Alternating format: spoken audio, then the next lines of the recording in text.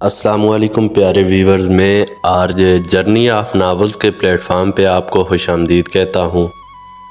طاہر جاوید مغل صاحب کا ناول فیصلہ ہم نے شروع کیا ہوا ہے۔ اس سے قبل ہم فیصلہ ناول کی 9 قسطیں پڑھ چکے ہیں۔ آج میں آپ کو سناؤں گا قسط نمبر 10۔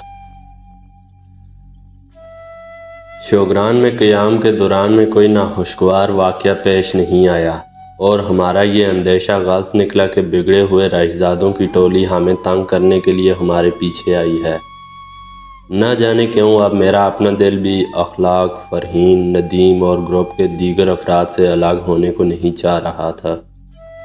اب اپنا تجزیہ کرتا ہوں تو اندازہ ہوتا ہے کہ مجھے فرحین کی آنکھوں میں کہیں بہت گہرائی میں کوئی ایسی بات نظر آ گئی تھی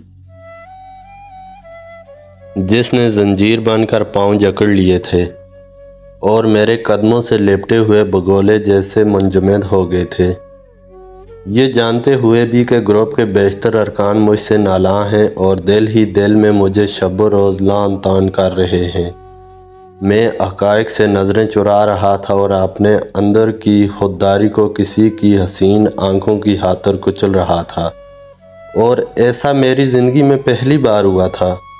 پہلا موقع تھا کہ کوئی یوں میرے دل و دماغ میں سمایا تھا اور میرے رگ و پے میں گہرائی تک سرایت کر گیا تھا۔ فرحین نے مجھ سے کچھ نہیں کہا تھا، نہ میں نے ان سے کچھ کہا تھا، نہ کوئی ایسا واقعہ ہوا تھا جس سے مجھے اندازہ ہوتا کہ وہ میرے بارے میں کسی خاص انداز سے سوچ رہی ہیں۔ پھر بھی نہ جانے کیا بات تھی، میرے دل کی گہرائیوں سے یہ آواز آ رہی تھی کہ میں فرحین کو چاہتا ہوں، اور اب سے نہیں بہت مدت سے چاہتا ہوں، جیسے میرے اندر فرحین کے لیے بہت پہلے سے ایک خلا موجود تھا۔ اور دل کی گہرائیوں سے یہ آواز بھی آ رہی تھی کہ مستقبل قریب میں کوئی ایسا لمحہ بھی آئے گا جب میں فرحین کو اپنے قریب پاؤں گا۔ بے شک فی الوقت اس لمحے کا تصور محال تھا، لیکن کوئی وجدانی لہجے میں میرے اندر بولتا تھا اور مجھے مجبور کر رہا تھا کہ میں فرحین کے آس پاس رہوں، اپنے اندر ایک امید کو پروان چڑھاؤں اور اس امید کی شاخ پر کھلنے والے ان گنت ارمانوں کی پرورش کروں۔ جو کچھ ہو رہا تھا بڑی تیزی سے ہو رہا تھا، مگر مجھے اچھا لگ رہا تھا۔ چند روز کے اندر ہی میں بیمار بھی ہوا، اینی کے ساتھ بے تکلف بھی ہوا۔ انہی گنے چنے دنوں میں مجھے ایک گھٹیا الزام کا سامنا بھی کرنا پڑا۔ اینی کی مجھ سے دوری بھی ہوئی اور فرحین کی آنکھوں میں مجھے وہ انوکھی کرن بھی نظر آئی جسے میں فی الحال کوئی نام نہیں دے سکتا تھا، لیکن جس نے میری روح میں اتر کر میری زیست کے خاموش تاروں کو جھنجھوڑ دیا تھا۔ شوگران کے دلکش نشیب و فراز میں گھومتے ہوئے، برف پوش پہاڑوں سے بہت اوپر نیلے آسمان کو تکتے ہوئے اور قراقرم کی بلندیوں کو چھو کر آنے والی عطر بیز ہوا کو سینے میں بھرتے ہوئے، میں نے بیسیوں بار سوچا کہ اگر میرے اور فرحین کے درمیان کوئی تعلق پیدا ہوا تو اس کا انجام کیا ہوگا۔ میری والدہ کے حوالے سے اس خاندان میں جو تعصب اور نفرت موجود تھی، میں اس سے پوری طرح آگاہ تھا۔ مجھے لگتا تھا کہ فرحین کے ساتھ میرے کسی تعلق کو بھی اسی پس منظر میں دیکھا جائے گا اور مجھے شدت سے مطمئن کیا جائے گا، مگر پھر میں سوچتا کہ فرحین کی نسبت سے جو کچھ بھی میرے دل میں ہے سچ ہے اور سچ کے سوا کچھ نہیں ہے، پھر اسے کیوں چھپایا جائے۔ کسی وقت مجھے یوں محسوس ہوتا کہ میری والدہ نے جو الفاظ لکھے تھے اور کہے تھے وہ جگنوں کی طرح میرے آس پاس ہیں اور ایک تاریک راستے پر میری رہنمائی کر رہے ہیں۔ آخر ایک روز ہم شوگران سے سریپائی کے لیے روانہ ہو گئے۔ ہمیں اپنی گاڑیاں شوگران میں چھوڑنا پڑی تھیں کیونکہ آگے راستہ بہت خراب تھا، قریباً ویسا ہی راستہ تھا جو ہمیں ناران سے جھیل سیف الملوک لے کر گیا تھا اور جسے ہم نے پل صراط کا نام دیا تھا۔ جھیل سیف الملوک اور سریپائی کے راستے اتنے خطرناک ہیں کہ انہیں نیکی اور رشد و ہدایت کے راستے کہنا چاہیے۔ بڑے بڑے دوہریے قسم کے لوگوں کو میں نے ان راستوں پر سفر کے دوران میں باقاعدہ قرآنی آیات پڑھتے دیکھا ہے اور گناہوں سے توبہ طلع کرتے سنا ہے۔ شوگران سے سریپائی کا راستہ بھی قریباً 7 کلومیٹر ہے۔ یہ کچا راستہ پتھروں سے اٹا ہوا ہے۔ ایک طرف پہاڑ، دوسری طرف جان لیوا کھائیاں منہ کھولے کھڑی ہیں۔ جیپیں اچھلتی کودتی اور دہاڑتی ہوئی اس راستے کو یوں طے کرتی ہیں جیسے انہیں خود بھی اس سفر سے چھٹکارا پانے کی جلدی ہو۔ سری اور پائے کے درمیان 1.5-2 کلومیٹر کا فاصلہ ہے، لیکن اکثر لوگ اسے ایک ہی علاقے کے طور پر لیتے ہیں اور سری پائے ہی بولتے ہیں۔ صبح 9 بجے روانہ ہو کر ہم قریباً 11 بجے سری پائے پہنچ گئے۔ پائے کی آبادی زیادہ نہیں تھی، بس 8-10 مکانات کے چند ایک مجموعے ہیں۔ سبزہ بہت زیادہ ہے، بلندی کی وجہ سے اکثر یہاں دھند چھائی رہتی ہے۔ ایک نہایت ہی سرسبز پہاڑی کے دامن میں ہم نے اپنے کیمپ لگا لیے۔ ہم سے قریباً 1.5-2 فرلانگ کے فاصلے پر ایک چھوٹی سی آبادی موجود تھی۔ خوش اخلاق لیکن محتاط لوگ تھے۔ ان کی بکریاں اور مویشی ہمارے خیموں کے ارد گرد گھاس پر منہ مار رہے تھے۔ آبادی کے بچے اپنی خوبصورت آنکھوں میں حیرت اور پیاری سی شوخی چھپائے ہمارے ارد گرد اکٹھے ہو گئے اور ہماری مصروفیات دیکھنے لگے۔ جب ہم نے اپنے کیمرے ان کی طرف سیدھے کیے تو چند بہت چھوٹی عمر کے بچوں کے سوا سب چیختے چلاتے بھاگ گئے اور پھر کافی فاصلے پر کھڑے ہو کر ہمیں شوق نظروں سے دیکھنے لگے۔ غالباً بڑوں نے انہیں تصویر وغیرہ کھنچوانے سے منع کر رکھا تھا۔ تصویر کھنچوانے سے اس قسم کا احتراز دور دراز علاقوں میں اکثر نظر آتا ہے۔ شمالی علاقوں کے دور دراز علاقوں میں میرے ساتھ اکثر فوٹوگرافی کے حوالے سے دلچسپ واقعات پیش آئے ہیں۔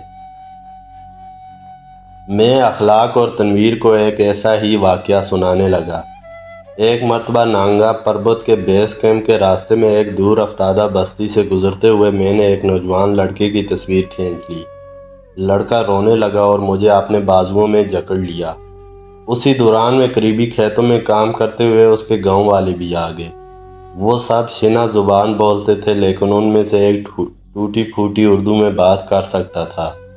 اس نے مجھے بتایا کہ تم نے تصویر کھینچ کر زبردست غلطی کی ہے۔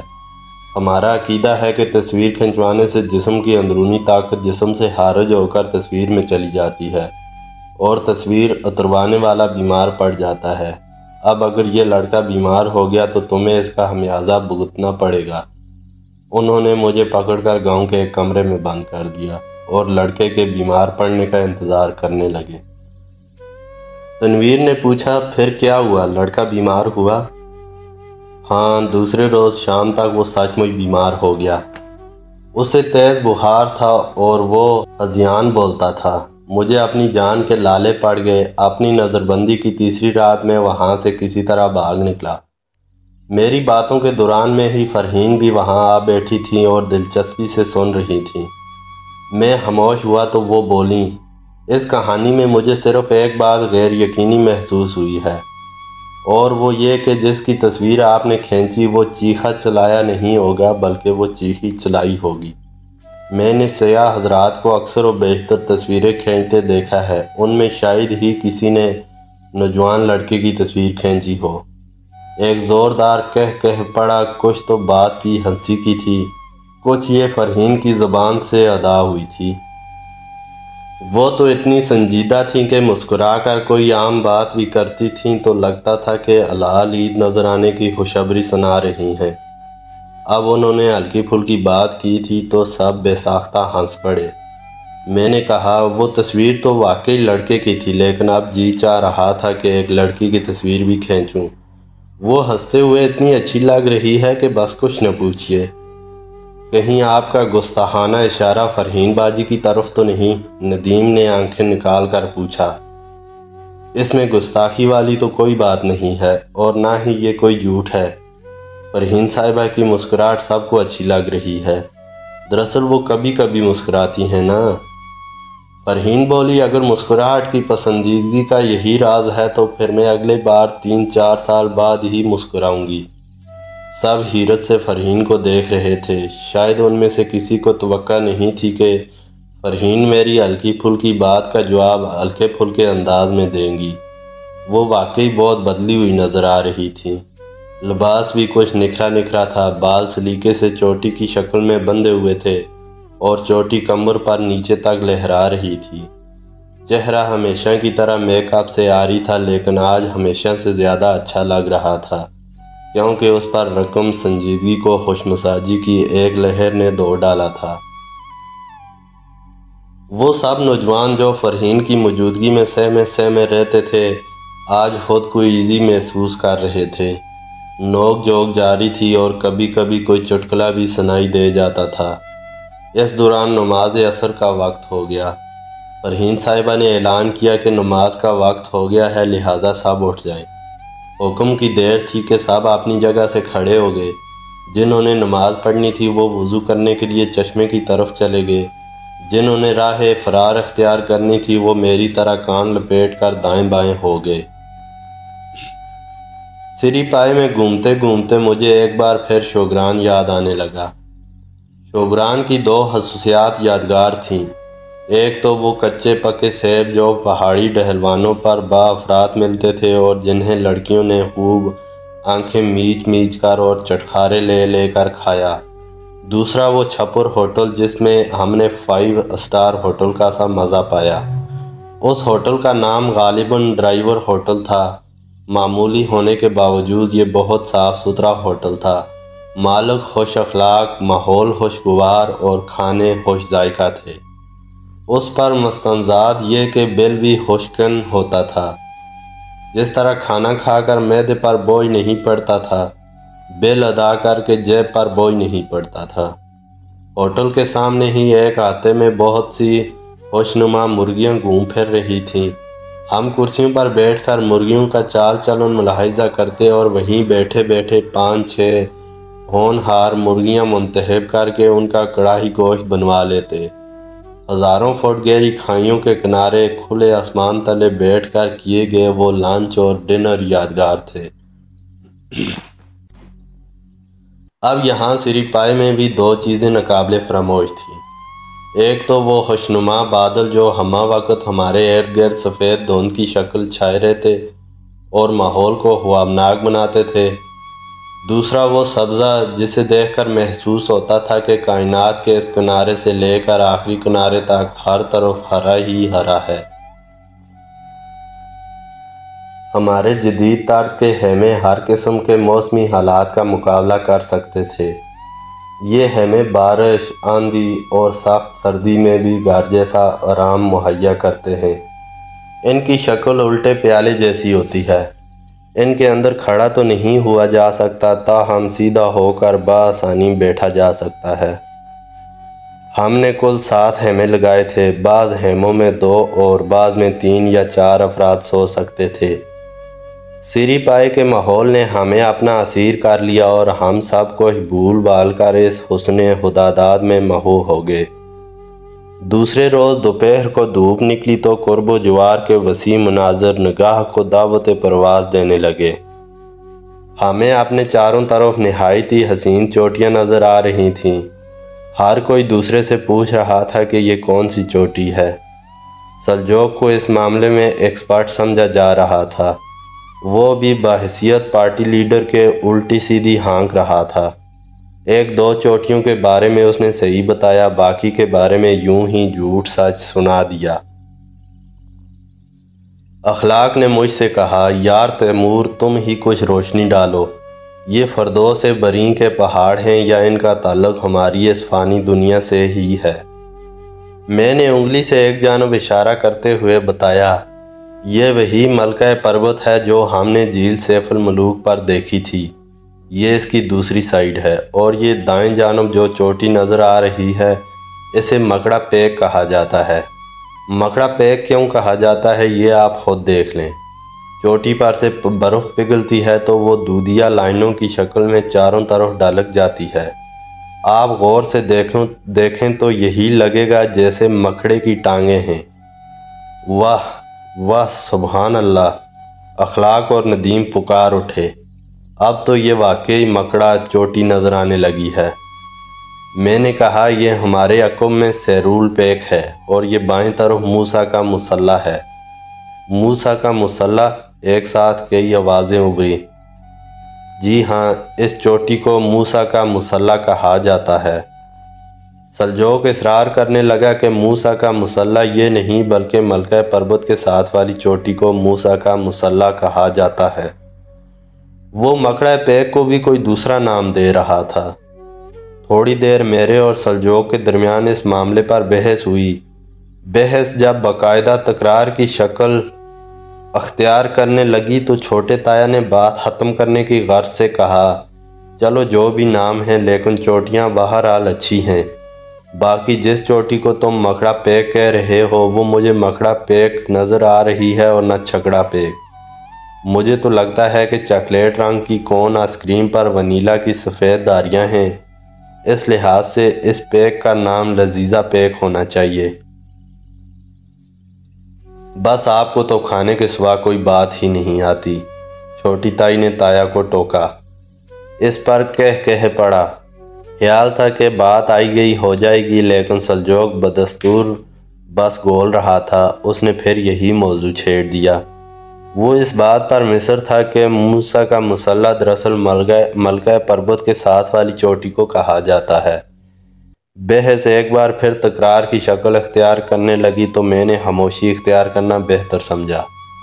شام کو میں اور اخلاق آبادی پہنچے۔ ہم نے وہاں سے 8-10 مرغیوں اور ایک چھوٹے سائز کا بکرا خریدا۔ آبادی کے لوگ ہمارے ساتھ بہت خوش اخلاقی سے پیش آئے۔ سیاحوں کی آمد و رفت سے انہیں کافی فائدہ ہوتا ہے۔ انہوں نے ہمیں بتایا کہ ہم اپنا بچا کچا سالن یا روٹی وغیرہ اپنے کیمپ کے نزدیک نہ پھینکیں، کیونکہ پرندے اور آوارہ جانور اکٹھے ہو جاتے ہیں اور کیمپنگ کرنے والوں کو پریشانی ہوتی ہے۔ یہی بات میں اپنے طور پر بھی گروپ کے افراد سے کہہ چکا تھا۔ اس وقت میری بات پر زیادہ کان نہیں دھرا گیا تھا لیکن اب اخلاق نے بڑے دھیان سے سنا۔ اسی دوران میں ندیم اور فرحین بھی موقع پر پہنچ گئے۔ ہم کافی دیر تک بستی والوں سے گول مل کر باتیں کرتے رہے۔ ایک بار پھر ارد گرد کی چوٹیوں کی بات چھڑ گئی۔ تنویر کے پوچھنے پر بستی کے ایک عمر رسیدہ شخص نے چوٹیوں کے نام گنوائے۔ سلجوق کی یہ بات غلط ثابت ہو گئی تھی کہ موسیٰ کا مصلی ملکہ پربت کے ساتھ والی چوٹی کو کہا جاتا ہے۔ اسی طرح مکڑہ پیک کے بارے میں بھی اس کے ریمارکس غلط اور میرے درست ثابت ہوئے تھے۔ ندیم کا خیال تھا کہ کیمپ واپس پہنچ کر سلجوق کو شرمندہ کیا جائے لیکن میں نے منع کر دیا۔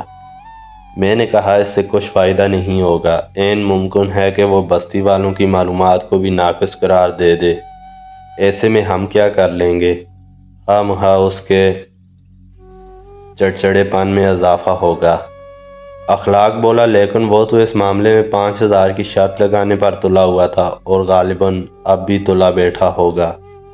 میں نے کہا اگر ہم نے 5000 جیت کر سلجوق کا خوشگوار موڈ کھو دیا تو یہ گھاٹے کا سودا ہوگا، لہٰذا اس بات کو یہیں ٹھپ کر دیتے ہیں۔ اگلے 2-3 روز سب لوگوں نے بہت انجوائے کیا۔ سب ٹولیوں کی شکل میں بٹ جاتے، کھاتے پیتے، گھومتے پھرتے اور میوزک سنتے۔ ندیم میوزک کا بے حد شوقین تھا۔ وہ ڈرائی سیلز کی ایک پوری پیٹی ساتھ لے کر گیا ہوا تھا۔ جب ڈرائی سیل ختم ہونے کے قریب آ گئے تو اس نے خود گانا شروع کر دیا اور واقعی اس کی آواز سننے کے لائق تھی۔ اینی بدستور مجھ سے کھچی کھچی رہتی تھی۔ اس نے میری بے رخی کا سخت نوٹس لیا تھا اور 10 گنا زیادہ بے رخی دکھا رہی تھی۔ شاید وہ واقعی فلرٹ کر رہی تھی۔ اس قسم کے خواتین و حضرات جتنی تیزی سے تعلقات بناتے ہیں اتنی ہی تیزی سے ختم بھی کر لیتے ہیں۔ وہ عشق پیشہ دیوانوں کی طرح کوئی بات دل سے لگاتے نہیں ہیں۔ میں غیر محسوس طور پر فرحین کے سحر میں گرفتار ہوتا چلا جا رہا تھا۔ یہ ایک ایسی کشش تھی جس کا تجربہ مجھے پہلے کبھی نہیں ہوا تھا۔ یہ بات محسوس کر کے میرے رگو پے میں ہزارہ گلستان کھیل گئے تھے کہ فرحین کی آنکھوں میں گاہے گاہے مجھے ایک ایسی روشنی نظر آتی تھی جسے میں کم از کم وابستگی تو کہہ ہی سکتا تھا۔ مجھے لگتا تھا کہ میرے لیے وابستگی کا یہ موہوم احساس ہی بہت ہے اور میں اس کے سہارے ساری زندگی گزار سکتا ہوں، لیکن مجھے یہ بھی معلوم تھا کہ عملاً ایسا نہیں ہوا کرتا۔ جذبے ہمیشہ سفر میں رہتے ہیں، وہ کبھی ٹھہرتے نہیں۔ مثلاً محبت ہی کو لیں، یہ بڑھتی ہے یا پھر گھٹتی ہے۔ میری محبت بھی بڑھ رہی تھی اور اس کے ساتھ ساتھ شاید فرحین کی آنکھوں میں نظر آنے والی روشنی بھی بڑھ رہی تھی۔ وہ مجھ سے بات کرنے کا وقت نکال لیتی تھی۔ اگر چند گھنٹوں تک بات نہ ہو سکتی تو میری طرح وہ بھی بے چین نظر آتی۔ جس طرح میری نگاہ ان کو ڈھونڈتی رہتی تھی، اسی طرح کبھی کبھی ان کی نگاہ کو بھی اپنے لیے سرگرداں پاتا۔ یہ کیسی کایا پلٹ تھی؟ فرحین دراصل نادان عینی کو مجھ سے دور رکھنے کے لیے میری طرف متوجہ ہوئی تھی، لیکن اسی کوشش کے دوران میں ایک خودرو جذبہ ان کے اپنے اندر پروان چڑھ گیا تھا۔ ایک ایسا جذبہ جس کی واضح شکل تو مجھے معلوم نہیں تھی، لیکن جس کی جھلک گاہے گاہے میں ان کی آنکھوں میں دیکھتا تھا۔ اگلے روز صبح سویرے اخلاق کے لیے ایک نیا مسئلہ کھڑا ہو گیا۔ اس کا ویڈیو کیمرہ خراب ہو گیا۔ یہ ویڈیو کیمرہ وہ انگلینڈ سے خصوصی طور پر شمالی علاقہ جات کی منظر کشی کے لیے لے کر آیا تھا۔ ویڈیو کیمرہ خراب ہوا تو اخلاق کو یوں لگا جیسے اس کی بینائی جاتی رہی ہے اور ارد گرد کی خوبصورتی اس کے لیے بے معنی ہو گئی ہے۔ اخلاق اور تنویر 2-2.5 گھنٹے کیمرے سے سر کھپاتے رہے۔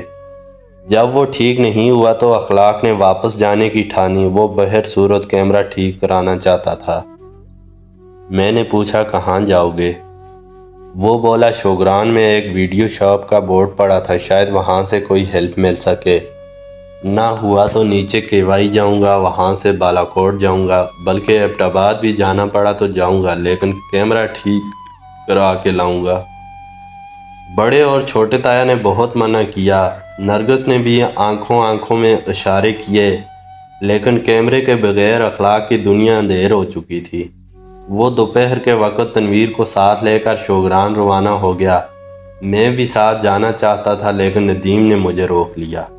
اس کے ساتھ میری گاڑی چھننے لگی تھی اور میرے بغیر وہ ایک دم بیزار سا ہو جاتا تھا۔ سحر کو سب نے ہیموں میں آرام کیا۔ قریباً 2 گھنٹے سونے کے بعد اٹھا تو موسم نہایت ہی خوشگوار تھا۔ مطلع صاف تھا اور مسحور کن ہوا چل رہی تھی۔ فرحین مجھے کہیں نظر نہیں آئیں، وہ ہیموں میں تھیں اور نہ ارد گرد۔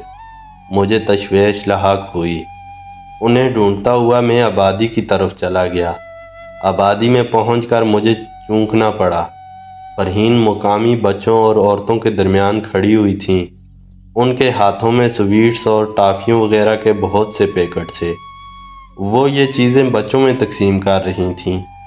بچے ان کی ٹانگوں سے لپٹے جا رہے تھے، ان کی چہکاروں سے قرب و جوار گونج رہے تھے۔ وہ کسی کے سر پر ہاتھ پھیرتیں، کسی کا منہ چومتیں۔ میرے سامنے انہوں نے چند ضرورت مند عورتوں کو نقدی بھی تقسیم کی۔